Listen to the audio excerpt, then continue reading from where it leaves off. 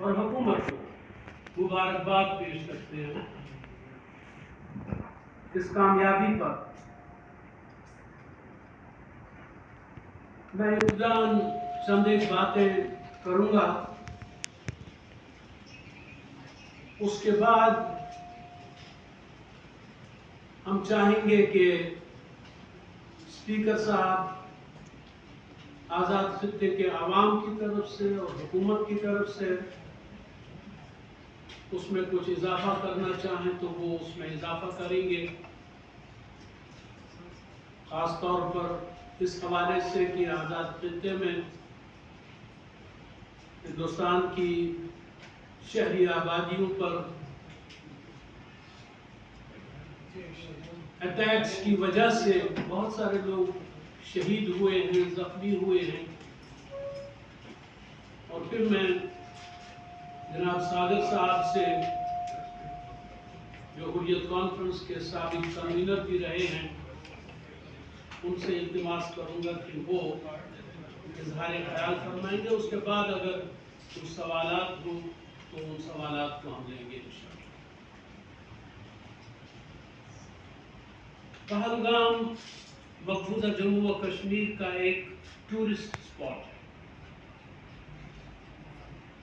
पूरे जम्मू व कश्मीर में हिंदुस्तान की 10 लाख फौज मौजूद है। 27 सैयाह पहलगाम के उस मकाम पे कत्ल कर दिए जाते हैं। हिंदुस्तान किसी तवक्कुफ के बगैर, किसी इन्वेस्टिगेशन के बगैर ऐलान करता है कि ये पाकिस्तान ने किया। हालांकि जो सैयाह वहां आए थे, जिनमें से कुछ लोग मारे भी गए, उनके अहले खाना का ये ख्याल है, उनकी ये बात है, उन्होंने ये बात कही है, बिल्कुल उसी तरह जिस तरह इससे पहले वहां के गवर्नर सत्यपाल ने कहा कि जो इंसानों का कत्ल हुआ पुलवामा के हवाले से, उसने कहा इसमें हमारी हुकूमत इन्वॉल्व थी।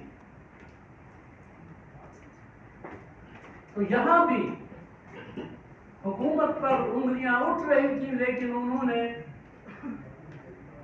पाकिस्तान पर इल्जाम आए। पाकिस्तान ने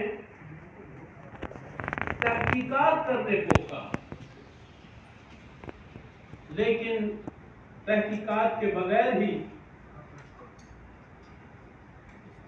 हिंदुस्तान इस जोन में, कि वो एक खित्ते की बड़ी ताकत है और उसकी नजरों में पाकिस्तान की कोई अहमियत नहीं, वो खुद ही मुद्दई भी बनना चाहता था और खुद ही जजमेंट भी देना चाहता था। जज की हैसियत से भी वो सामने आना चाहता था। तो इस हवाले से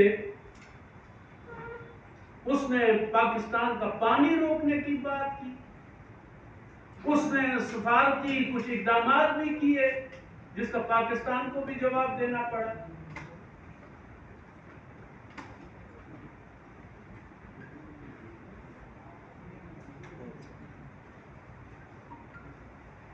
भारत के इस मनमानी के नतीजे में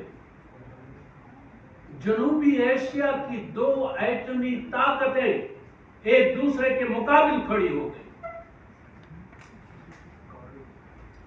और खतरात और खदशात पैदा हो गए कि शायद एक एटमी जंग का आगाज होने वाला है। इसका जिम्मेदार नरेंद्र मोदी, वजीर आजम भारत, उसने यह सूरत हाल पैदा कर दी।